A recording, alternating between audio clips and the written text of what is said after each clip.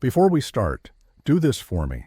Tell me where you are watching from and how much time you have right now. 5 minutes, 10 minutes, the full hour.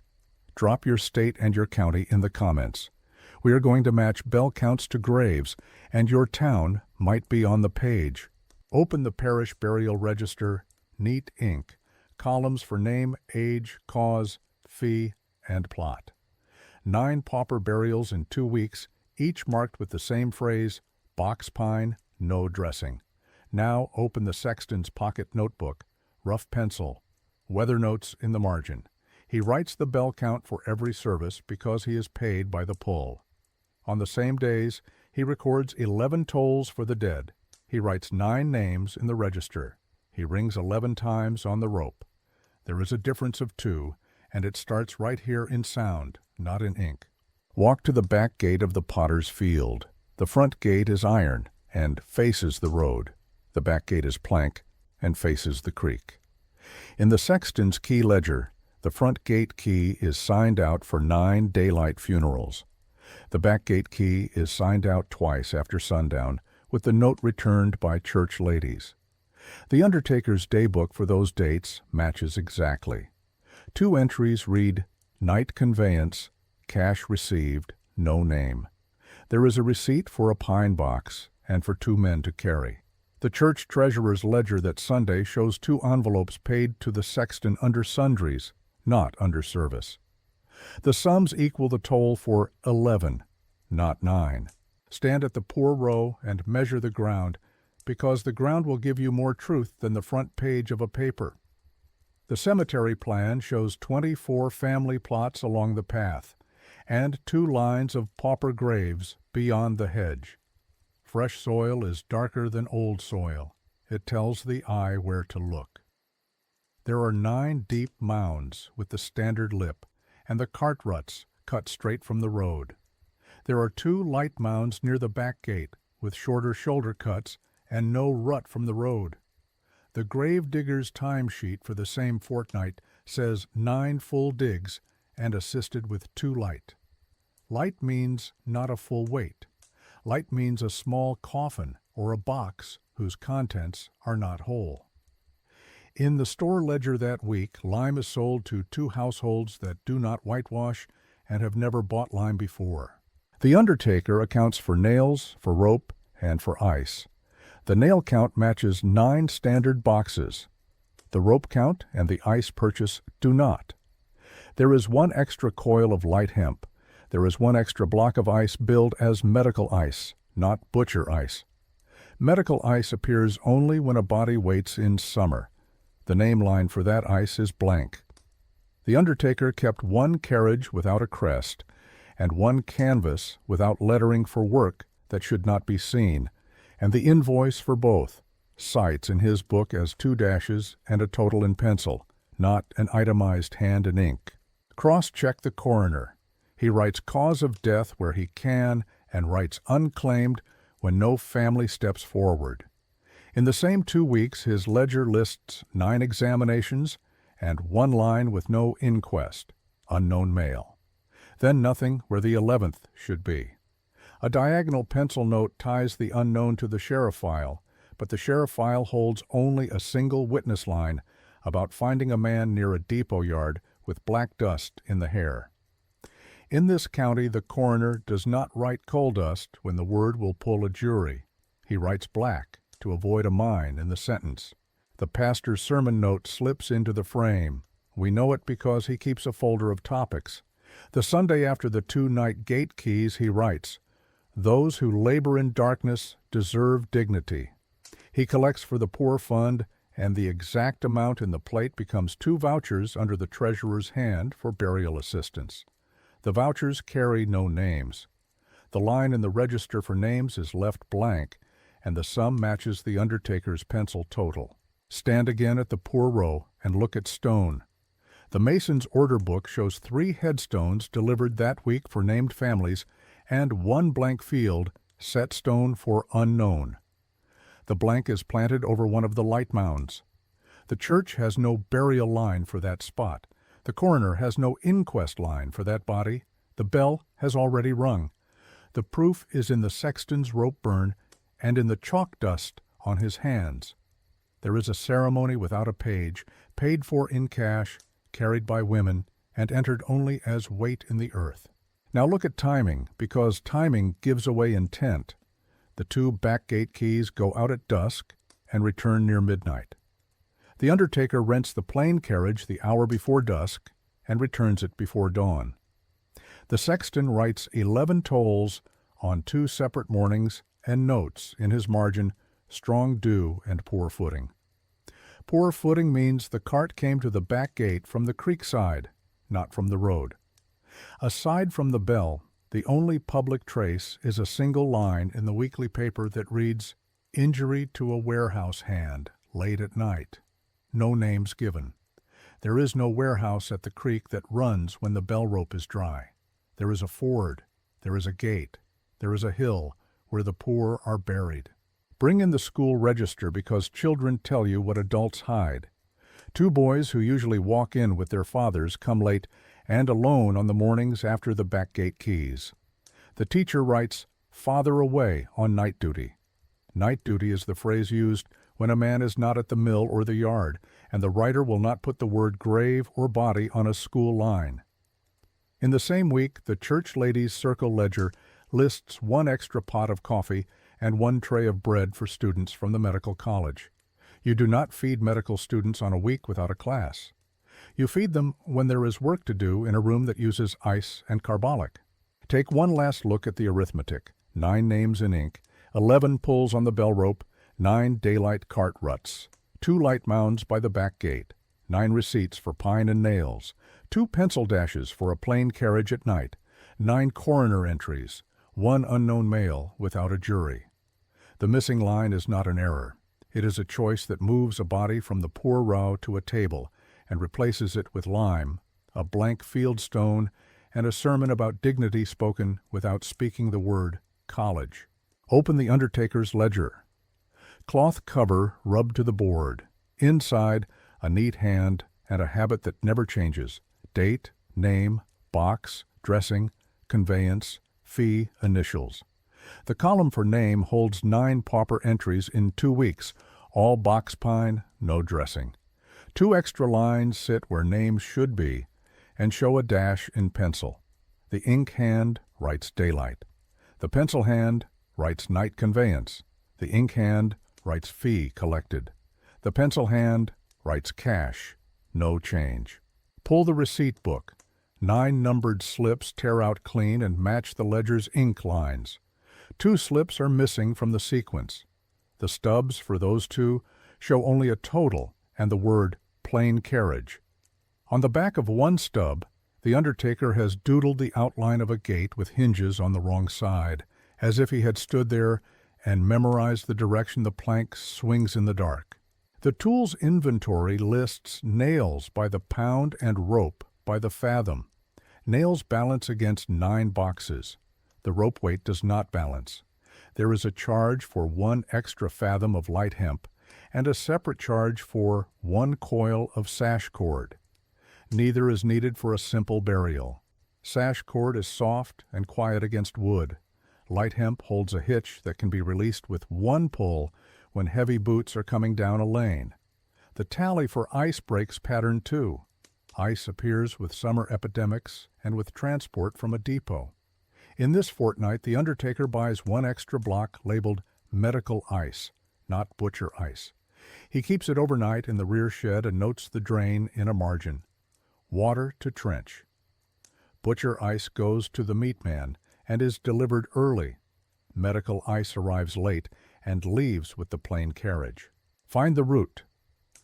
The livery book across the square logs the hire of a black horse and a plain wagon 2 nights in a row. The wagon is the style with a canvas tilt and no crest on the tailboard. The liveryman writes, "For undertaker, personal," which he uses when a customer asks him to spare the formal coach. He notes a departure at dusk and a return before first light. The horse report shows sweat crust on the collar, but no flecks on the flanks, which means a long, slow pull, not a gallop. The farrier adds an odd note. Grit inside the shoe that is not road dust, but fine gravel with shell, the kind that lies on the creek track, not the pike. Check the keys. The sexton's key book lists 2 sets, front gate, back gate, tool shed.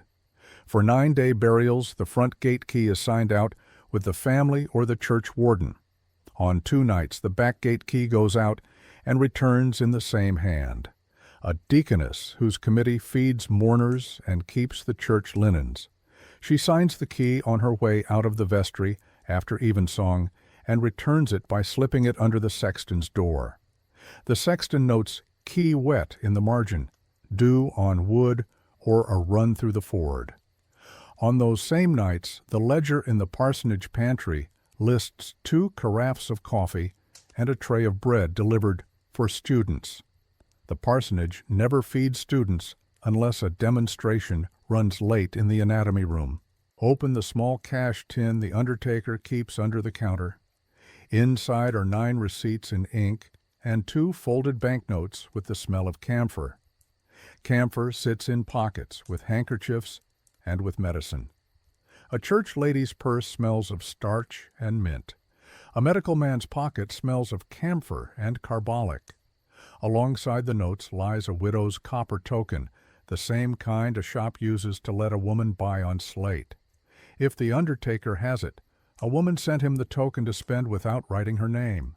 Now look at the timing that locks the ledger to the road. The livery book logs the plain wagon at dusk.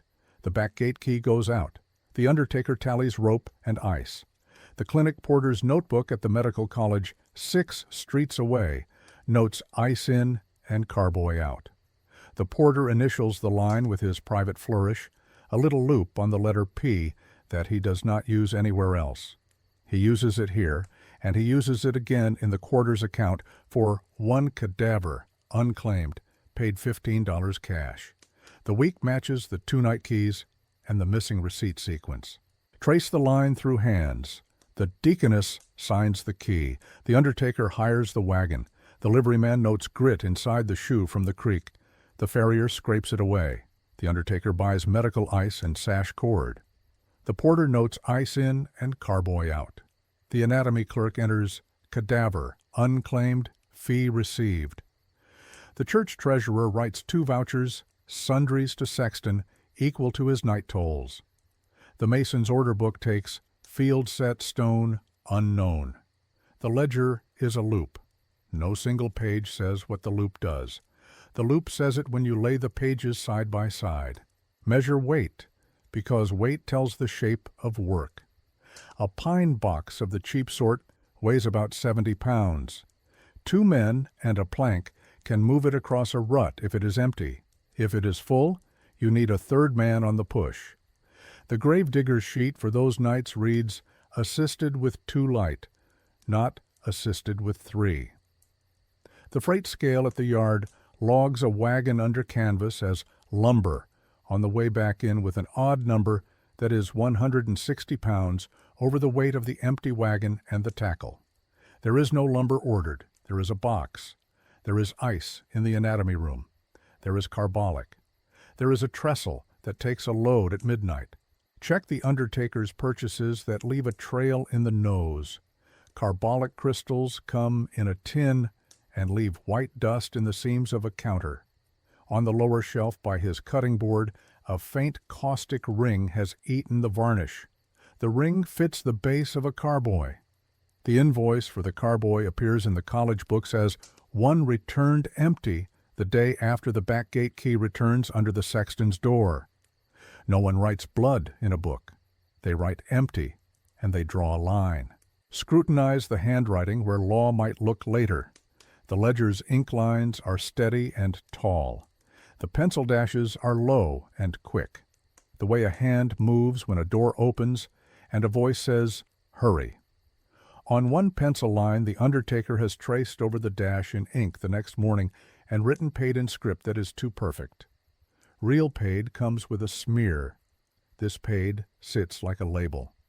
Above it, a single stray hemp fiber lies under the ink, caught the way a hair gets caught when someone writes over a coil that is still shedding. The fiber glints gold in the light and points toward the back gate. Pull the map and walk the path with the ledger in your pocket.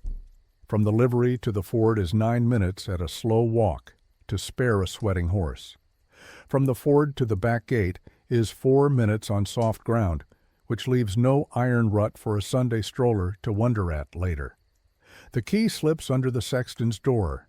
The wagon turns around by the hedge and goes back by the creek rather than the road. The ice has already gone up the college steps in a porter's arms, and the sash cord sits in a bin under a bench with coal stains. The students come by the parsonage for bread and coffee. The deaconess changes out of her wet shoes before morning prayers. The undertaker balances his ledger by adding 2 neat dashes where names should lie. The book looks whole at a glance. It only breaks when you add the broken pieces of every other book. The last page in the month carries a fresh order written in the undertaker's hand to the supplier. 1 plain canvas, no crest, replace damaged tilt. In the margin he writes, "Thorns tore it hedgerow." The only hedge that high is at the back gate of the poor row. The plain canvas carries a new patch that will not match the old tone under moonlight. The next time it passes the hedge, anyone who is watching from a kitchen window will see the patch and count the pull of the horse and the number of men, and they will know that the ledger's 2 dashes are people. Open the anatomy department's receiving and expenditure book. Quarter-bound, blue marbled boards, pages ruled for date, source, purpose, amount, initials. On the first Friday after the 2 backgate nights, an entry appears in a clerk's neat round hand. Cadaver, unclaimed, $15, cash. The line is flanked by 2 smaller purchases that always travel with a body. Ice, 300 pounds, $1.80, and carbolic crystals, 2 pounds, 40 cents. In the margin, the clerk adds, "Porter paid overtime." The clerk's initials here are HR, and HR dots his R with a speck of ink like a fly. He does it again 3 pages later. Cadaver, unclaimed, $15. Same fly dot, same week the sexton rang 11. Go to the porter's day book. Porters count what professors do not. Ice in, carboy out, floor scrubbed, saw filed. On the same Friday he writes, "Ice in via rear yard, 3 blocks, drain to alley, then carboy to undertaker, empty." He uses a private flourish on the P of porter, like a looped fish hook. The flourish matches the loop in the anatomy ledger beside porter overtime. He adds 1 more line that looks like nothing until you set it next to the undertaker's rope. Received 1 canvas tilt, torn. Repaired with sail tape. Inventory the dissection room like a shop. The store's book anatomy logs alcohol by the gallon, glycerin by the pint, zinc chloride by the pound, and tags by the dozen. In the fortnight that the poor row shows 2 light mounds, the store's book adds tags, linen, 2 dozen, wire ties, 1 dozen, needles, curved, 1 packet, soap, carbolic, 6 cakes, lamp chimneys, 2, and wicking, 1 coil. Tags and wire ties mean labeling wrists and ankles. Linen tags leave no paper mush in a wet room. Curved needles are for post-mortem stitches, not for teaching sutures. Glycerin and zinc chloride show up in the tally because the professor who boasts of dry dissections requires preservative while students rotate. Lamp chimneys and wick coil tell you classes ran late enough for poor light. Cross-check with attendance. Register of Practical Anatomy lists student names and table allotment. That week has a penciled adjustment. Section B added Monday evening. Section B is the overflow for a second body. Names beside it are juniors who usually have no evening hours. They present on muscles of the forearm 2 days later. The syllabus says next forearm rotation was scheduled for a month ahead. A body moved the lesson forward. Receipts talk in pairs. The receiving clerk writes, "Cadaver, unclaimed, $15." And on the same line in the cash out column, stipend, resurrection crew, $10, then scratches out resurrection crew and writes Porter overtime. The scratch leaves paper fibers lifted under the lantern glare. Resurrection crew is a phrase a city desk would seize. The clerk knew it and replaced it with the safest word in a college, porter. Bring in the city ice house ledger. The ice house bills butcher shops at dawn and hospitals at noon. A night bill means a private door. On the page for that week appears Medical College, 300 pounds, loaded rear. The columns for team and driver show Haynes and number. 2 dray, which matches the dray that also hauled a crate to the college labeled glassware, fragile, 2 days earlier.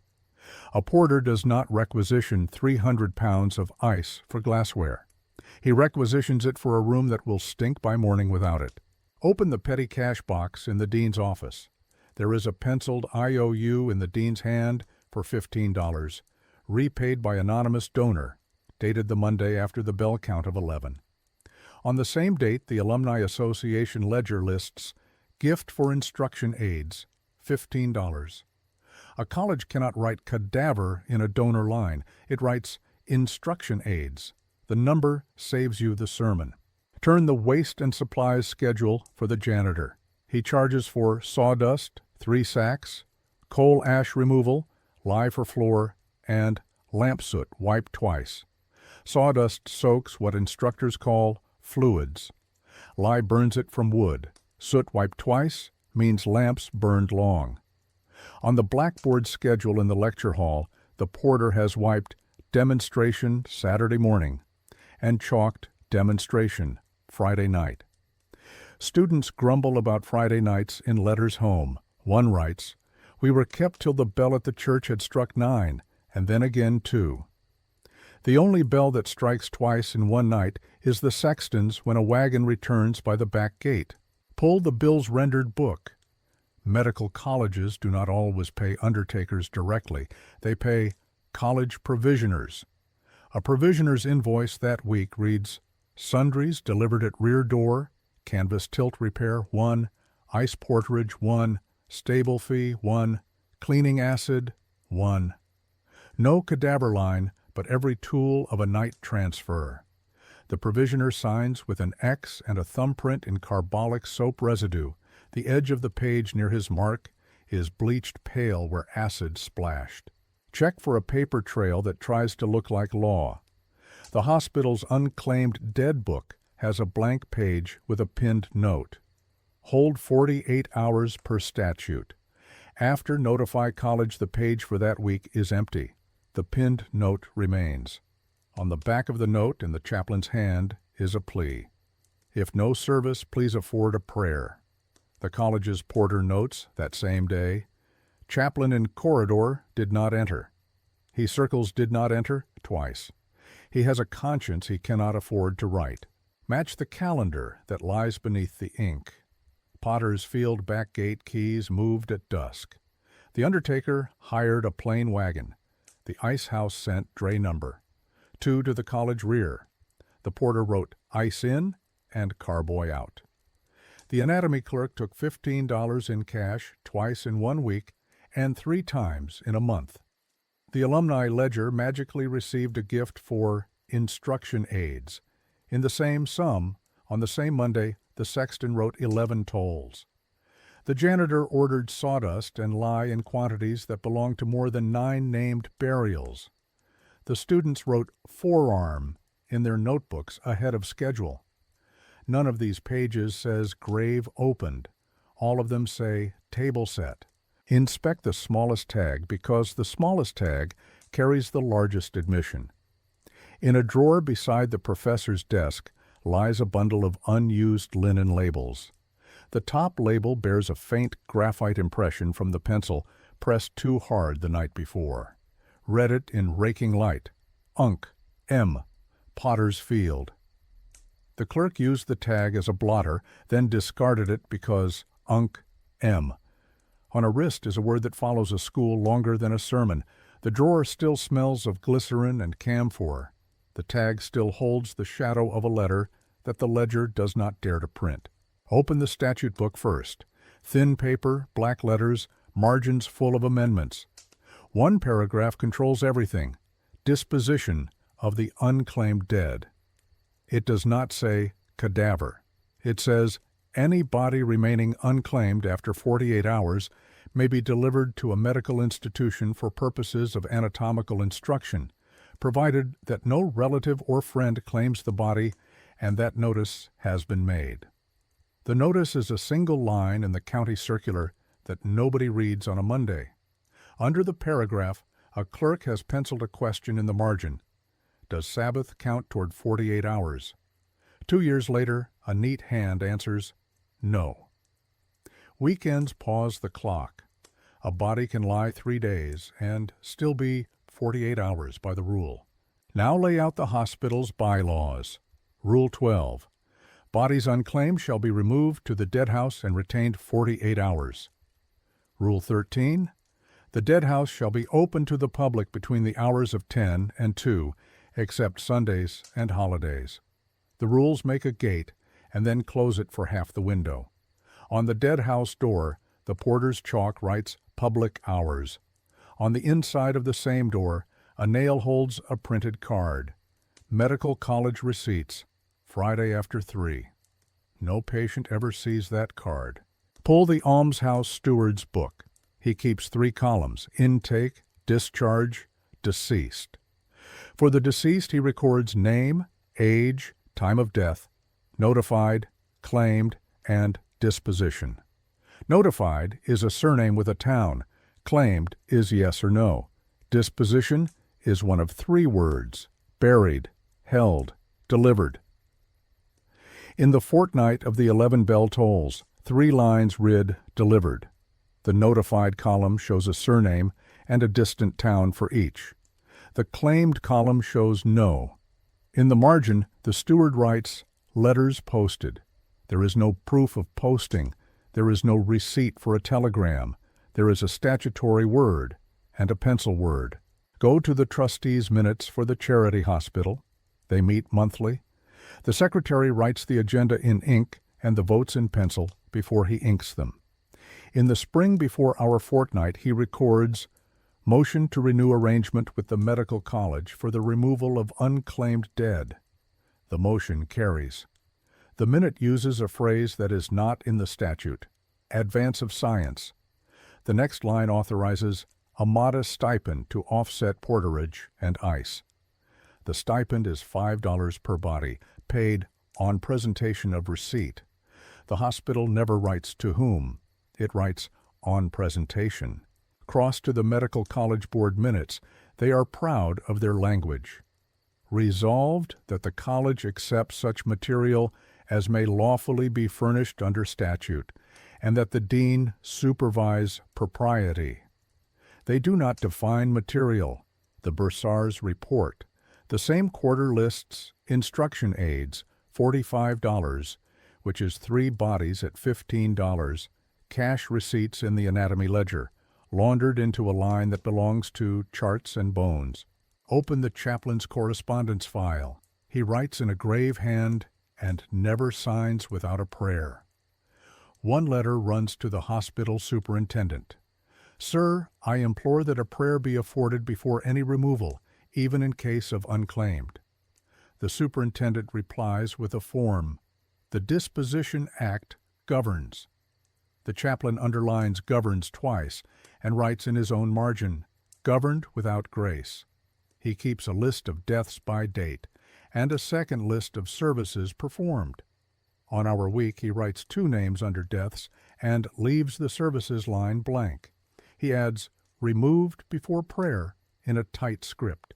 Check the sheriff's circular to the coroner. It is not a law. It is a habit folded into paper. When called to a death among the poor, secure the effects, seek the next of kin, and, failing that, notify the almshouse steward under the Act. The coroner keeps a printed form with inquest and no inquest. No inquest means the body moves on the steward's timetable, not the court's. In our fortnight, the coroner uses no inquest on the unknown male. The steward's book marks delivered 2 mornings later. The college's porter writes ice in, carboy out the same afternoon. Lay the contract everyone denies next to the money that admits it. The hospital's general account includes porter overtime removals in the same week as coal and soap. The college's petty cash includes anonymous donor, instruction aids for the exact sum that entered as cadaver, unclaimed, in the anatomy ledger. The undertaker writes plain carriage on 2 missing receipt stubs, the livery logs for undertaker, personal, at dusk. The sexton signs out the back gate key to a deaconess who buys coffee for students. The clinic porter initials received canvas tilt, torn, and returned carboy, empty. The law says 48 hours. The bylaws make the viewing window small. The minutes renew the arrangement. The cash book smooths the line. The dead house card chooses Friday after 3. Test the 48-hour clock with a corpse in the ledger. An almshouse death at 6 p.m. on Friday. Notice posted Saturday morning. Dead house closed Sunday. Public hours Monday 10 to 2. Removal card reads Friday after 3. The steward marks delivered Monday 3:10 p.m. The college receiving book reads cadaver unclaimed $15. Monday 3:30 p.m. No relative could claim on Sunday by rule. No friend with a day wage could reach the dead house by noon Monday. The clock protects the arrangement, not the dead. Look for the denial in writing. A newspaper prints, "Is the college buying bodies?" Letters to the editors say, "Slander." The dean writes a public note. "We receive only as the law permits. No contracts exist." The same week, the hospital's purchasing agent issues a request for bids for delivery of anatomical material to the rear gate. He does not publish it in the paper. He circulates it to 2 provisioners known to the college. One writes back, "We can accommodate night hours." The agent files the letter under linen. He stamps it paid when the college's Alumni Association donates $15. Find the clause that widens the hole. In a later amendment to the statute, a new sentence appears. Bodies of those who die in penal institutions and are unclaimed may be delivered forthwith. Forthwith erases the 48-hour fiction. The almshouse steward draws a bracket between almshouse and penal and writes which is which. In practice, the poorhouse and the jail share a cart and a doctor. The doctor writes unclaimed when a man's name is spelled 3 ways and the only relative is across a state line. The chaplain writes, "I asked to wait." The porter writes, "Received at rear." The registrar writes, "Forearm lesson advanced." The sexton rings the bell twice more than the register prints. Take the denial to the sign. On the hospital wall, a wooden board lists rules for visitors. The last line reads, "No disturbance at the dead house." On the college wall, a brass plate reads, "For the advancement of science."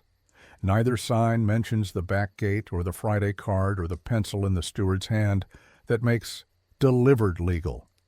The contract is not a parchment with signatures. It is a system of matching windows and closed doors and a clock that stops when it should run. In the Charity Board's minute book, there is a single torn leaf where the vote to renew falls. The next page continues. Arrangement continued as before. That line is the truth. The law is a paragraph that fits on 1 page. The arrangement is an adverb in a sentence and a key that moves at dusk. Begin with the police inventory from a midnight raid on a basement off College Alley. Laid out on a plank table, 2 narrow spades with blades shaved thin, 1 short-handled mattock, 3 stiff hooks, iron hooks with a flattened tip, and a small barb, a coil of sash cord, a coil of clean hemp, 2 canvas tarps without markings, 1 block and tackle with hand-filed sheaves, a hand saw with the set reduced for quiet cutting, a lantern with a smoked half-chimney, and a wooden chest stenciled glassware that rattles like chains. In a tobacco tin, folded slips, cemetery names, lot sketches, sexton habits, and the note, Parsons sleeps by 10. Back gate, hinge lifts. The crews worked by clock and by ground. They watched the potter's field at daybreak to learn the fresh mounds and counted footsteps from the hedge to the furthest grave. They noted where the grave digger stacked spoil and how high the lip lay. A new mound takes water hard. It crusts by evening. They chose nights with wind or drizzle to cover sound. The lookout walked a dog. Better reason to loiter than a pocket watch. He drifted within earshot of the sexton's cottage and the road bend. One cough meant a rider, two meant a pair on foot, no cough meant clear. The wagon wore no crest. Wheels greased with tallow, so they squeaked less over stones. A plain tilt canvas lashed to hoops and a tailboard that lifted without clatter. The driver kept the horse at a walk. A trotting horse pulls breath out of the ground and makes men hurry when they must not. The best hour was after midnight and before the milk carts. Church bells named it with a damp sound that carries short. Crews timed themselves, 35 to 40 minutes from first cut to pull, longer if the soil held clay. The trick was not a full dig. They cut a crescent at the head of the grave, 2 feet wide and 3 feet deep, just enough to find the head of the coffin. Spades shaved thin, took narrow bites, and sang less. The mattock chewed through roots. When wood appeared, they worked with hands and a small pry, so the spade would not knock and ring. If the coffin was fresh, screws shone under mud. If it was a pauper box, nails were set shallow. They cut a window in the lid, a rectangle from ear to ear, saving the board to nail back. A stiff hook slipped under the jaw or beneath an armpit lifts fast. The sash cord took a turn around the hook and a loop on a stake. 2 men pulled while the third steadied the head. A good pull took 1 minute if the lid wood held and the rope did not saw against the rim. They carried the body head high, not at the belt. Less drag, less brush. The canvas tarp spread on the ground, took the weight, then folded twice. Lime dusted the hole and edges. The saved board nailed back. Spoil thrown on top and stepped in with a flat shoe to erase heel marks. They tamped with the back of a spade to match the original digger's rhythm. The lid window sat under the mound like a hidden hinge, and the crescent cut at the head looked like a grave digger's careless footstep if anyone came by in half light. The lookout counted breaths, not minutes, and watched for light in the sexton's window. If a light moved, he tugged the dog twice, and the driver unhitched the tailboard rope. A tailboard that drops clean lets a tarp slide. The crew moved the load into the wagon on a plank set low to spare arms. The plank wore rags along its edge to muffle scrape. Wet canvas betrayed itself by gleam under the moon, so they rubbed soot into it and patched tears with dull sail tape. A good canvas told no stories when a kitchen lamp hid it from a back porch. On the road out, they avoided the pike toll. A toll man remembers faces. They took the creek track where the grit has shell and left a signature inside the horse's shoe that a farrier can read. They drove through the ford slow and lifted the canvas flap an inch to let cold in. Ice lasts longer if the air moves. At the college rear gate, the porter gave 1 short knock and 2 quicks. The door opened onto stairs that turned twice. The block and tackle went up on a ceiling hook. The porter had chalk marks for center of balance on the stretcher, so students would not drop the load at the trestle. Payment lived in layers. The college ledger wrote cadaver, unclaimed, cash, $15. The porter's pocket held $10 sealed in paper with no writing. The driver took $2 from the porter's petty cash, entered as porterage. The lookout took $1 in coin from the liveryman next day, disguised as returned change. The remaining $2 lived as beer, bread, and the price of silence spread across a week. If a deaconess moved the back gate key, she received nothing at all, only the thanks of a professor who called her work charity. Tools were tuned for quiet. The saw had every other tooth set near flat to keep it from rasping. A saw like that is slow but soft. The lantern carried a half chimney so the flame would not gutter in a trench, and the smoky side turned toward the wind. The hooks polished themselves with use until you could shave with the edge. Men wrapped the handles with wet cloth to keep the iron from squeaking in their grip. They oiled the spade sockets with mutton fat, not lamp oil. Lamp oil stinks and carries. Mutton fat sits and dulls. Uniforms were whatever fooled the eye. A black armband and a plain hat makes a man a mourner to anyone who glimpses a silhouette. A sack coat with a meat man's apron at the waist turned a corpse into pork at 30 paces. When a constable asked a question, the driver named the undertaker and never the college, because undertakers handle the respectable dead, and colleges handle only material, and the law listens differently to those two nouns. Not every night used fresh ground. When the statute windows closed or when the town watched too hard, crews went to the almshouse dead house. Latches on those doors knew a trick with string. A wedge under the bottom hinge lifted a fraction and let the bolt miss its strike. A porter wrote, "Window left open for air," and that line lived as cover when anyone found the hinge bone white from lime and the sill scraped by canvas. A dead house gives speed. The box lid lifts with a screwdriver, and there is no shovel rhythm to betray a man in the dark. Corruption was a ledger more than a whisper. A sheriff ran for election on order and took $10 after harvest to look away from College Alley. A sexton tilted his book with an extra toll marked "Test of Rope" on mornings after the back gate key returned damp.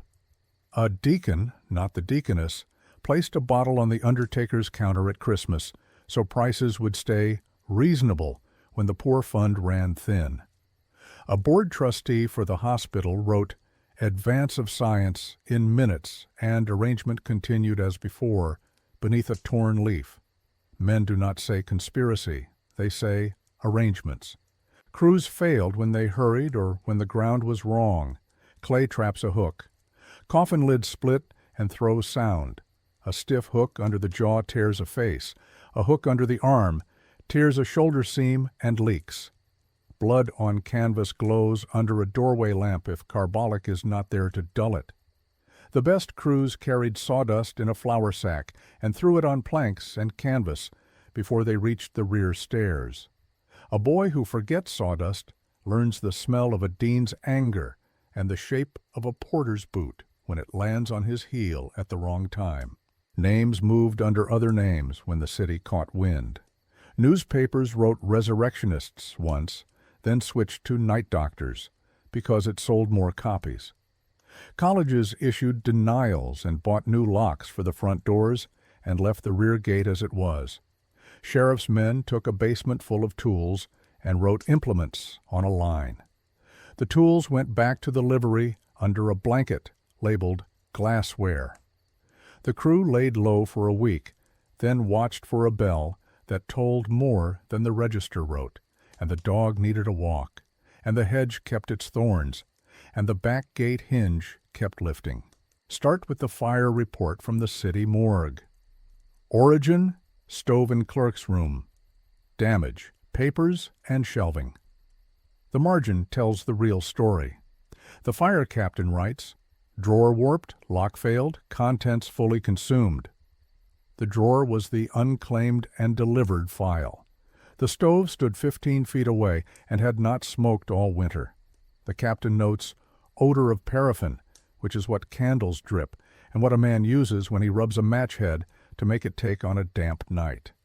The clerk claims he left at 6. The watchman logs a man in shirt sleeves, leaving the back door at 9. The same week, the college writes to the paper, no record has ever linked this institution to illicit procurement. Open the insurance claim. The morgue lists loss of books, forms, and 3 years of unclaimed register leaves. The total is strangely low, as if priced to pass without inspection. Attached is a carpenter's bill for new iron safe, bolt fixed, purchased the next morning and installed by noon. The safe invoice bears a rush fee. The agent stamps "paid" before an adjuster visits. He never asks why a room that just burned receives an iron safe before a replacement stove. At the medical college, the bursar files a notice of loss, accounts book, anatomy, date stamped 2 days after the morgue fire. Cause: mislaid during office removal. The college never moved offices that season. The janitor's coal log shows ashes from a burn in the dean's grate the same afternoon. The ashman notes rag paper clinkers, the sound linen paper makes when it chars and shears in lumps. In the alumni minutes, a new line appears. Donation to replenish instruction aids, $100, anonymous. $100 buys 7 cadavers at $15 and leaves change for ice and carbolic. Lawyers leave footprints when clergymen will not. In the undertaker's cash book, 3 payments appear in a week. Retainer, S&S, $25. Consult, RM, $10. Settlement, West Yard Matter, $40. No details. In the docket for S&S, a line reads, advised client to avoid complaint, negotiated private relief. The docket date matches a widow's letter filed at the parish. My husband was removed without my leave. The widow's next line reads, I was made an offer to put the matter to rest. The church treasurer's account shows benevolence to Mrs. C, $10, given the same day the undertaker paid, settlement, West Yard Matter. The newspaper prints a single column, rumors of body snatching baseless. College denies. The editor writes that article after a lunch with a trustee whose name appears in the college donor book. The press room ledger logs a payment for an advertisement bought by the trustee. Night classes in bookkeeping. The ad runs for a month. The editor's wife receives a subscription to the Ladies' Aid, paid by the same trustee. The next edition carries a line buried under market prices. Morgue suffers minor fire. Records damaged. The paper never prints the captain's margin note about paraffin. Check the hospital's insurance. After the morgue fire, the hospital raises coverage on documentary loss and installs a fire bucket at the dead house. The bucket list inventories 2 pails, 1 sandbox, 2 shovels. The sandbox is filled with sawdust. Sawdust is useless on a paraffin fire. The requisition was written by the steward, not the superintendent. The steward spends the next quarter documenting no unclaimed dead delivered under statute, with the word delivered squeezed in later, darker, as if the pen had run dry and been dipped again to fit the law to last week's timetable.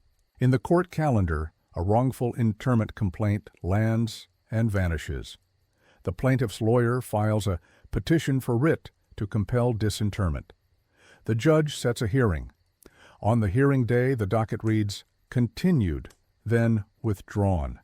The county account books show refund of burial fee, signed by the treasurer, and gravedigger, overtime, night, 2 hours. The only night overtime in 6 months. The sexton's bell log records no toll that night. The back gate key card shows out, returned, in the same familiar hand as the deaconess who moves keys when the poor fund will not stretch. A body goes back into the ground when money and embarrassment meet at the clerk's desk. Track the college's procurement silence after scandal. The anatomy ledger stops using the word cadaver and substitutes specimen. The receiving lines add by statute in a new clerk's hand. The porter's daybook, which never lied, stops writing carboy out and writes glass returned. The janitor switches from lye for floor to soap, strong, and doubles the order for sawdust. The change reads like a man who has been told what to avoid in an affidavit. Audit the insurer's visits because inspectors write truer than trustees. The underwriter's survey after the morgue fire notes matches in desk, lamp wicks frayed, stove flue unbricked, papers unboxed. He requires self-closing door, iron chest, and prohibition of candle use. A month later, he signs off on compliance while the watchman's book continues to log "candle for visitors" at the dead house door after dusk. A candle for visitors is a loophole. A candle for visitors is also a paraffin drip waiting for a reason.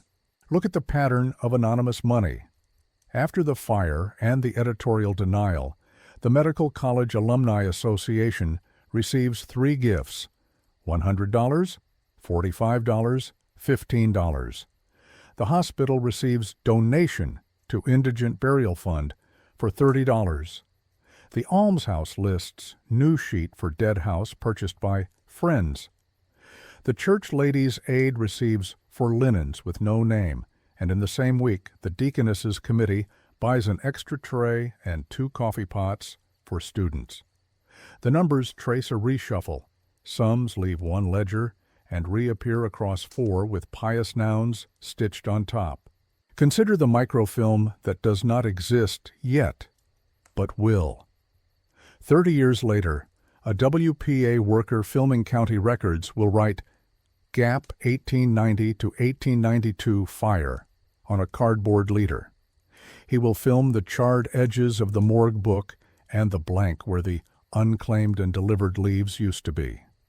On his lunch break, he will copy a note from a retired captain, "Paraffin smell." He will nod and let the reel spin. The gap will become an explanation that children repeat when they search their dead and find the word "unknown" in a line where a name should stand. The quiet settlements teach handwriting. The undertaker, once neat, learns to leave dashes. The steward, once plain, learns to write "delivered" as if it had been there all along. The dean, once blunt, learns to say "specimen" and "instruction aids" where he used to say what he bought. The editor, once skeptical, learns to print denials opposite ads. The trustee, once generous, learns how much a denial costs per column inch. The chaplain, once patient, writes 2 words he never meant to write together: removed, unprayed. Stack the burned drawer, the iron safe, the missing ledger, the retainer, the refund, the night overtime, the advertisement, the anonymous gifts, the paraffin, the sawdust in the sandbox, the word "specimen," the coffee pots, the back gate key, and the bell that does not toll for a man who goes twice into ground. The pattern is not dramatic. It is administrative. It is how a town lowers its voice when science needs a body and poverty has a name. Town A keeps the best bell book in the state. The sexton writes hour, weather, and strokes. In June he records 11 tolls for death across 2 weeks. The parish burial register lists 9 pauper burials, fees remitted, plots assigned in the poor row. The cemetery plan shows 9 fresh, deep mounds from the road gate and 2 light mounds cut from the creek side near the back plank gate. The key ledger proves movement. Front gate signed out 9 times by day. Back gate signed out twice after dusk. Returned damp. Note, by deaconess. The undertaker's ledger matches 9 ink entries with names: box pine, no dressing, and 2 pencil dashes, night conveyance, cash. The store ledger sells 2 sacks of lime to households that never buy lime. The gravedigger writes "assisted with 2 light" on his timesheet. The mason delivers 1 field set blank for "unknown." The arithmetic stands in 5 books and in dirt. 11 bells, 11 holes, 9 names. Town B says 0 unclaimed on the hospital board's report for the quarter, a bold-face line the newspaper prints without a question. Across the river, the Medical College Receiving and Expenditure book logs 3 entries in the same quarter. Cadaver, unclaimed, $15, cash. The dates align with 3 medical ice deliveries of 300 pounds each on the icehouse dray to the college rear door. The Porter's Daybook notes ice in and carboy out on those days, with his looped P. The Anatomy Stores book shows tags, linen, wire ties, carbolic soap, issued the same evenings, and the Student Register of Practical Anatomy inserts pencil lines to open late sections that match the nights the porter stayed. Back at the hospital, the almshouse steward's disposition column for those weeks says delivered, but the notified column lists surnames and towns. The claimed column stays no, with no proof of posted notice and no chaplain service recorded. The hospital prints 0 unclaimed because it counts by inquests, the college counts by ice and cash. 3 bodies move through a statutory word that erases itself on the board report. Town C rewrote the clock. The county code adds a sentence. Bodies unclaimed may be removed after 72 hours, excluding Sundays and legal holidays. The dead house is open to the public 10 to 2 on weekdays, closed Sundays, and by appointment Saturdays. An almshouse death entered at 6 p.m.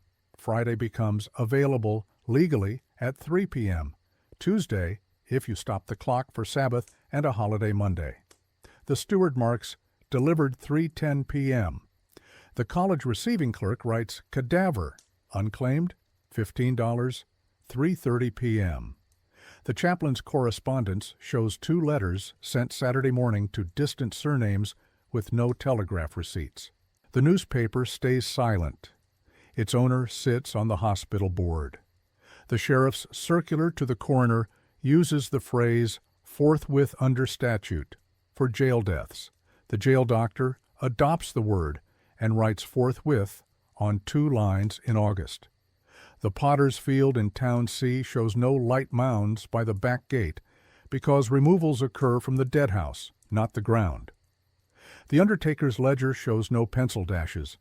The livery shows no night wagon. The porter's book still shows ice in at odd hours and glass returned with the carboy. The system is cleaner on paper and faster in practice. Fewer shovels, more keys. Compare the money because money evens dialect. Town A, 9 burial fees waived, 2 sundry vouchers to the sexton for night tolls, 1 blank stone, 2 lime sales, no college gift. The college petty cash logs, cadaver, unclaimed, $15, once in the month, and lists anonymous gift, instruction aids, $15, the following Monday. Town B, hospital, 0 unclaimed, yet college petty cash shows 3 15s.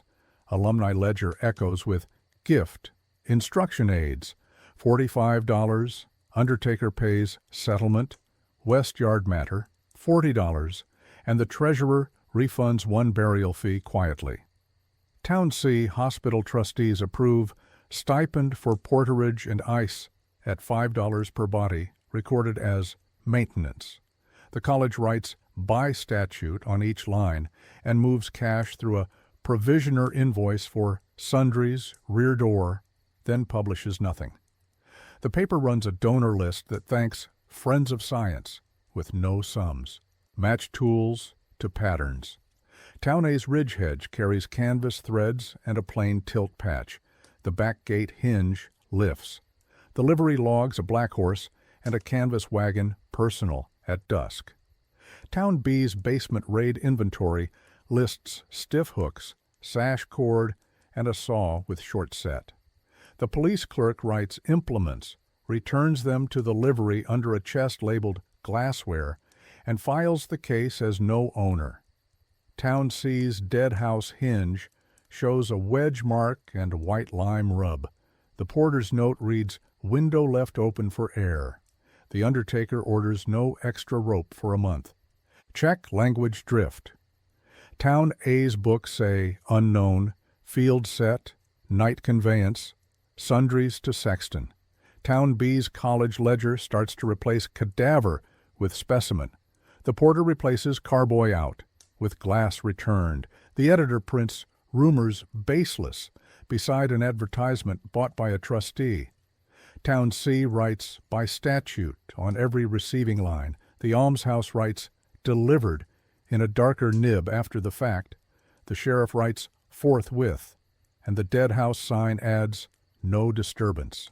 Lay the totals side by side as if they were entries in one book. Town A, 11 bells, 11 holes, 9 names, 2 pencil dashes, 1 blank stone. Town B, Hospital 0, unclaimed. College 3, cadaver, unclaimed, $15, 3 ice trays, 1 widow's complaint withdrawn, 1 refund.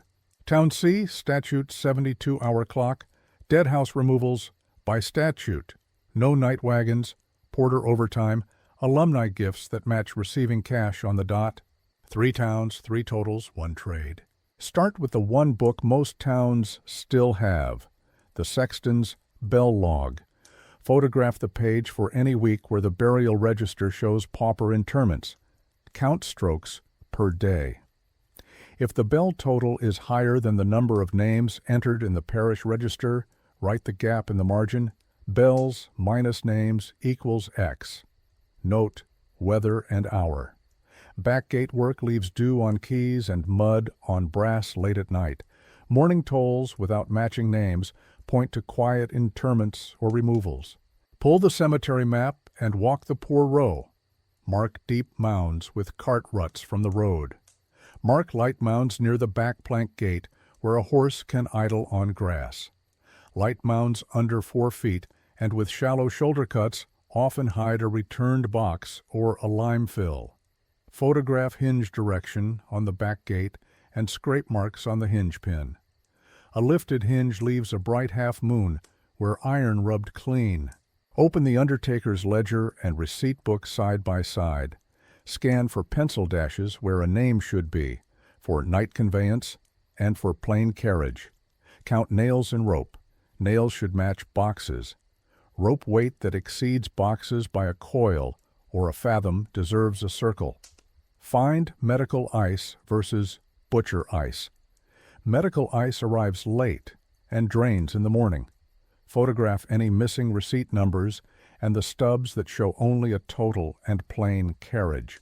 At the livery, copy the hire log. Look for a black horse and a plain tilt wagon personal at dusk, returned before light. Note grit found inside a shoe after the ford. Shell grit means creek path, not toll road. Write the hire times next to the bell times. A wagon that goes out at dusk and a bell that tolls odd at dawn is a path, not a rumor. In the hospital or almshouse steward's book, write down every line with disposition delivered. Copy the death time and the date. Verify notified and claimed. Ask for proof of posted notice or telegraph receipt. If none exists, draw a bracket to the statute clock. Sabbaths and holidays routinely pause the 48-hour rule. A death at 6 in the evening on Friday becomes a delivery at 3 on Monday without a single hour where a working relative can claim. At the medical college, request the receiving and expenditure book for the anatomy department, the porter's day book, the store's book, and the janitor's waste and supplies schedule. Photograph any line that reads cadaver unclaimed, cash 15, and the adjacent purchases: ice by the block, carbolic crystals, linen tags, wire ties, glycerin, zinc chloride, sawdust, and lye.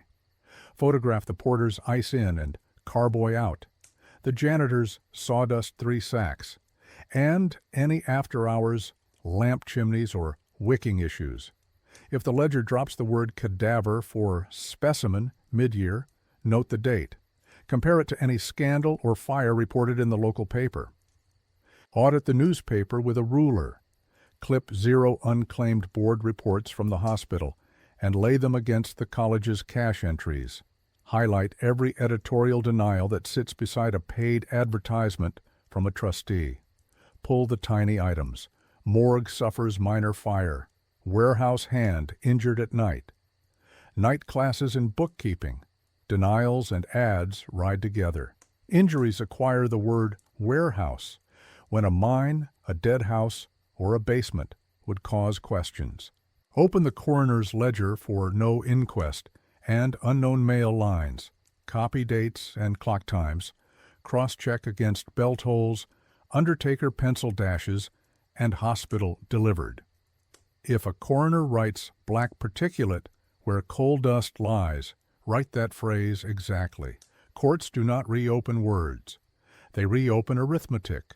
One bell toll for a body that never receives a line in the parish book. Go to the church treasurer and ladies' aid books. Copy sundries to sexton, benevolence to widow, coffee and bread for students.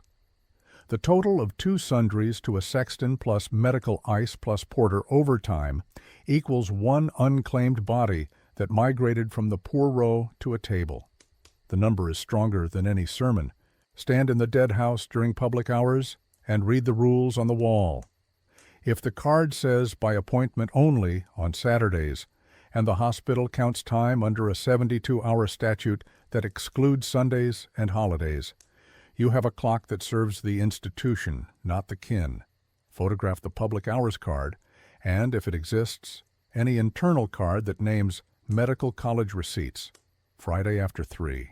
Now write the town's line the way a ledger would. Bells, names, deep mounds, light mounds, night wagon hires, back gate keys, delivered lines, college receipts, ice deliveries, porter overtime, stores issued, janitor waste, alumni instruction aides editorial denial beside an ad. Anyone by itself is weak. 10 in a row is proof. If you can reach only 1 record this week, make it the Undertaker's receipt book and the sequence of numbers. If 2 are possible, add the sexton's bell log. If 3, add the college receiving lines for the same week. If the hospital claims 0 unclaimed in a quarter that shows ice to the college on 3 Fridays, circle the quarter in red and send a photograph. 2 asks that make this work faster for everyone.